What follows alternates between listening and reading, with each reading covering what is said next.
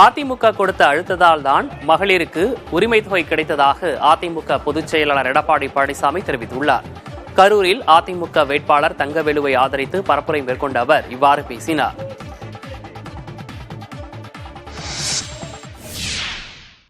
அதிமுக கட்சி அதிமுக தொடர்ந்து அழுத்தம் கொடுத்த காரணத்தால்தான் இந்த உரிமை தொகை குடும்ப தலைவிக்கு கிடைத்தது என்பதை இந்த நேரத்தில் தெரிவிக்க விரும்புகின்றேன்.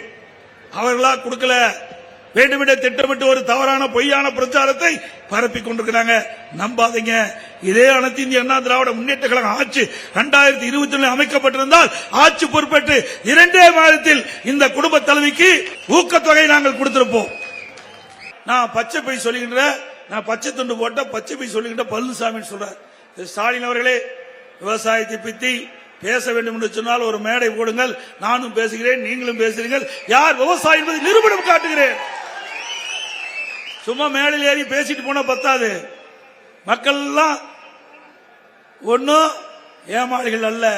தமிழ்நாட்டு மக்கள் அறிவுபூர்வமான மக்கள், விவரம் தெரிந்த மக்கள்.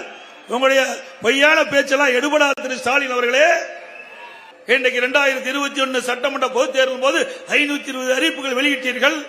எவ்வளவு அறிவிப்புகளை நீ நிறைவேற்றிருக்கின்றீர்கள்? 10% அறிவிப்புகளை நிறைவேற்றவில்லை.